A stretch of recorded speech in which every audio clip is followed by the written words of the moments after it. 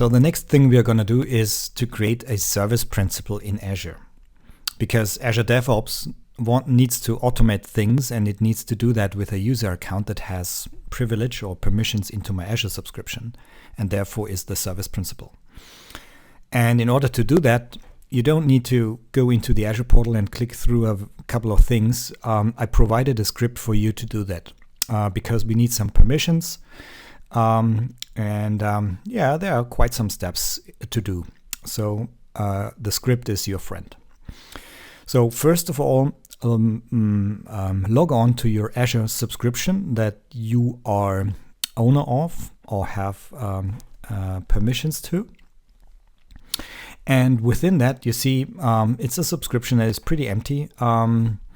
And what I do is, in order to launch that script that creates the service principal, I launch the Cloud Shell, which comes in handy because now I can script directly against my Azure subscription.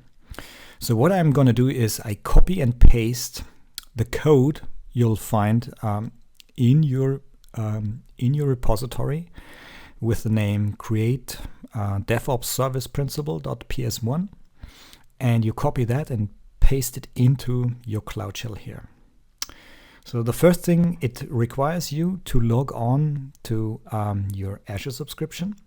Well, we logged on already, but just to make a good connection and to have things safe, you'll need to do a second logon, right? So now this shell here is authenticated against Azure, and the first things will be kicked off. For example, into which Azure region you want to deploy to. Well, me as a European guy, I'll take, for example, North Europe here. So the script now creates a couple of things. It creates a service principal, and it gives the service principal permissions to. When a service principal is created, a password is, for that service principal is generated. And I want to save that password, and a good location for this password is an Azure Key Vault, right? So I put the secrets I'll get into the Key Vault, and at the end, I'll output all the information that you should copy and paste for later use. So save that for the later use.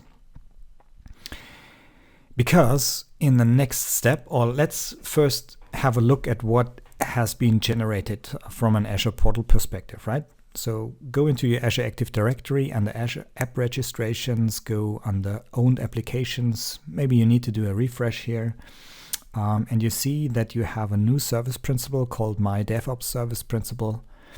And it already has received some permissions onto the Azure APIs, especially for the Azure Active Directory, right? Because we'll later need to assign some users to an application group, and that should be done using the service principal, and the service principal needs to find the users, obviously, to do that. Then the other thing is, this service principal is creating Azure artifacts, so he needs permission to my Azure subscription, right? So that's the second thing that the script did. It put the service principal as an owner and also as a storage blob data contributor to that subscription.